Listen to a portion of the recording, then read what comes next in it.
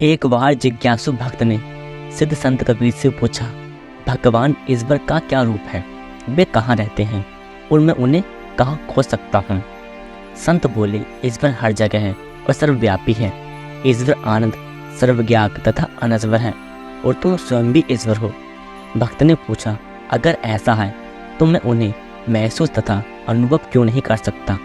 संत ने उत्तर दिया, क्योंकि ईश्वर सर्वव्यापी है, वह तुम्हारे स्वयं के मन में है, पर तुम्हारा मन उनमें नहीं है। तुम्हारा दिल संसार में तलीन है। संत ने कई भिन्न तरीकों से उसे भगवान के अस्तित्व के बारे में समझाने की चेष्टा की, पर वह भक्त ईश्वर को समझ नहीं पा रहा था।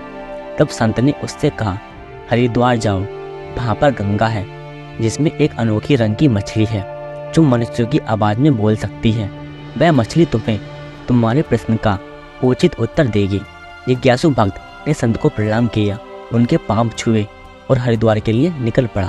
वहाँ नदी किनारे बैठकर वह उस अनोखी मछली के आने का इंतजार करने लगा। जब भी वह कोई मछली देखता तो अपना प्रश्न दोहराता और पूछता था कि भगवान कहाँ रहते हैं और वह उन्हें कैसे देख सकता है।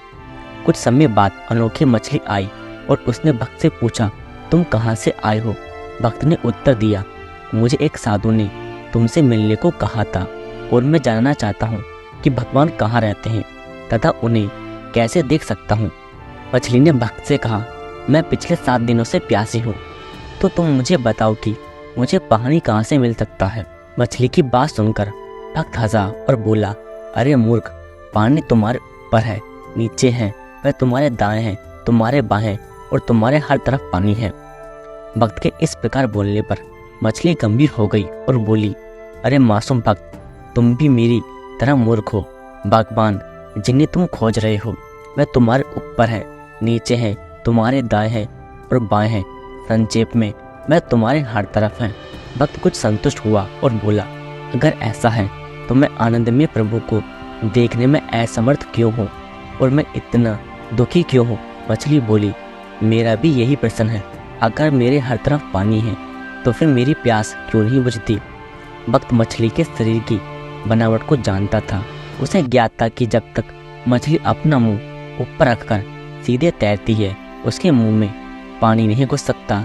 अपने प्यास बुझाने के लिए मछली को उल्टा होकर तैरना पड़ता है। अगर मछली के शरीर की बनावट इस प्रकार नहीं बनी होती तो पानी बिना रोक टोक के उसके शरीर में घुस सकता था और मछली की मृत्यु हो जाती। अतः भक्त ने मछली को सुझाव दिया कि अपनी प्यास बुझाने के लिए वह उल्टी पलटे। तब मछली ने भक्त से कहा, जैसे हमें अपनी प्यास बुझाने के लिए पलटना पड़ता है, भगवान को देखने के लिए तुम्हें भी मुड़ना चाहिए। प्रभु को देखने के लिए स्वयं को इच्छाओं से दूर रखो। अन्य शब्दों में, जब तुम अपने मन के विचारों के प्रभाव को संसार से मोड़कर आनंद में सर्वज्ञात ईश्वर की ओर लग जाओगे, तब तुम्हारे सारे दुख का अंत हो जाएगा। भक्त ने तदनुसार किया और अपने वास्तविक स्वरूप को समझ पाया।